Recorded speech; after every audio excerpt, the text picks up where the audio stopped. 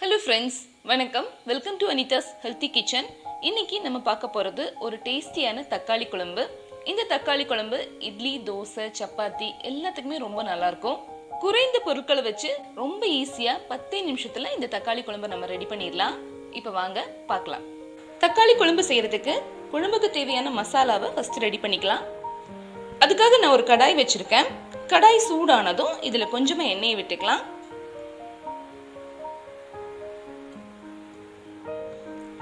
எண்ணெய் லேசா சூடானதும் இதுல 10 ல இருந்து 15 சின்ன வெங்காயத்தை சேர்த்துக்கலாம்.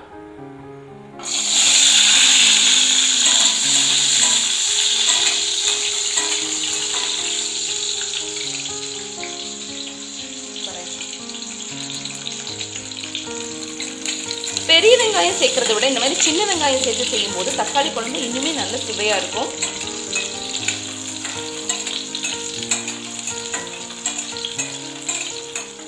வெங்காயம் நல்லா வதங்கி வரணும். அதுக்கப்புறமா தான் நம்ம மசாலா பொடியெல்லாம் சேர்க்கணும்.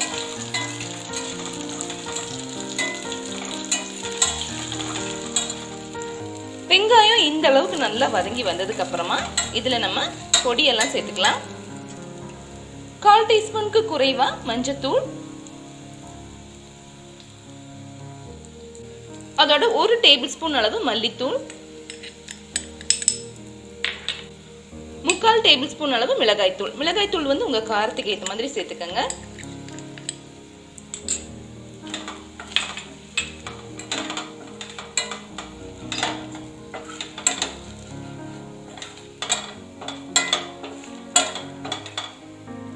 இப்ப ஸ்டவ்வை லோ ஃப்ளேம்லயே வச்சுட்டு நம்ம மல்லியோட அந்த பச்சை வாசனை போற வரைக்கும் வதக்கணும். இப்ப மல்லியோட பச்சை வாசனையெல்லாம் போய் மல்லி நல்லா வதங்கிடுச்சு.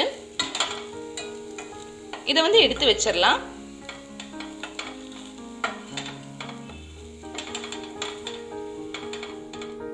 அடுத்ததான் நம்ம தக்காளி வதக்கிக்கலாம். தக்காளி வதக்கறதுக்காக ஒரு 4 தக்காளி நான் எடுத்திருக்கேன். நல்ல பழுத்த தக்காளியா இருந்தாதான் தக்காளி குழம்பு நல்ல டேஸ்டியா இருக்கும். இப்ப கொஞ்சமா எண்ணெய் விட்டுருக்கேன். அதுல தக்காளி சேர்த்துக்கலாம்.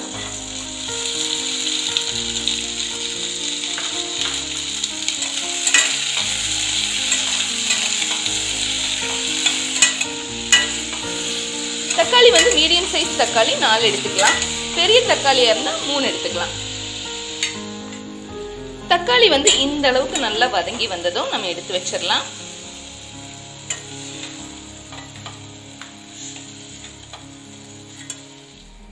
நம்ம வதக்கி வச்ச பொருள் எல்லாம் நல்லா சூடாறணும். அதுக்கப்புறமா நம்ம இதை அரைச்சிடலாம்.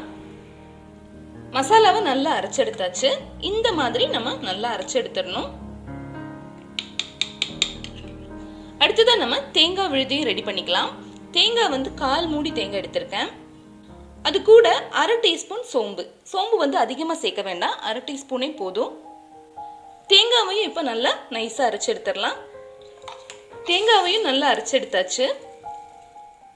அடுத்ததான் நம்ம மறுபடியும் கடாயை சூடு பண்ணிக்கலாம். இதுல கொஞ்சமா எண்ணெயை விட்டுக்கலாம். எண்ணெய் சூடானதும் இதுல ஒரு சின்ன பீஸ் பட்டை, 2 கிராம்பை சேர்த்துக்கலாம். இது கூடவே ஒரு 1/2 டீஸ்பூன் சோம்பு, 1/4 டீஸ்பூன் சீரகம், கூடவே 3 ல இருந்து 4 பூண்டு. அதை இந்த மாதிரி கட் பண்ணிட்டு சேர்த்துக்கலாம்.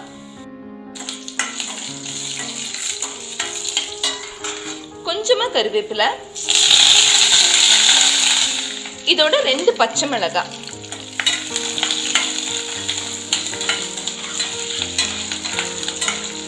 பச்சை மிளகு லேசா வதங்கினதுக்கு அப்புறமா 10 ல இருந்து 12 சின்ன வெங்காயத்தை இந்த மாதிரி கட் பண்ணிட்டு சேர்த்துக்கலாம்.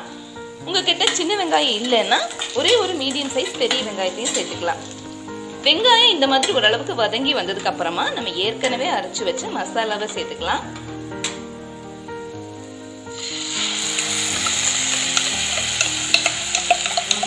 இது கூடவே குழம்புக்கு தேவையான தண்ணியும் சேர்த்துக்கலாம்.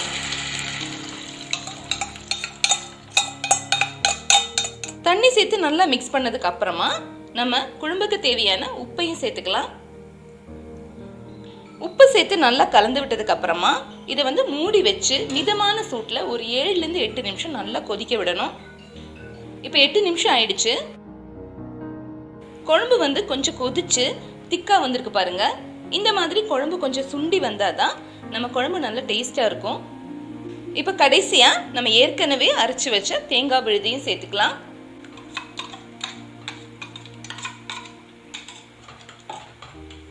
கூடவே கொஞ்சமா தண்ணியும் சேர்த்துக்கலாம். தேங்காய் சேர்த்ததுக்கு அப்புறமா ரொம்ப நேரம் கொதிக்க தேவையில்லை. ஒரு 2-3 நிமிஷம் இருந்தாலே போதும்.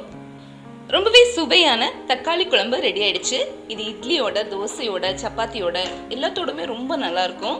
கண்டிப்பா நீங்க ட்ரை பண்ணி பாருங்க. ட்ரை பண்ணிட்டு உங்க ஃபீட்பேக் அனுப்புங்க.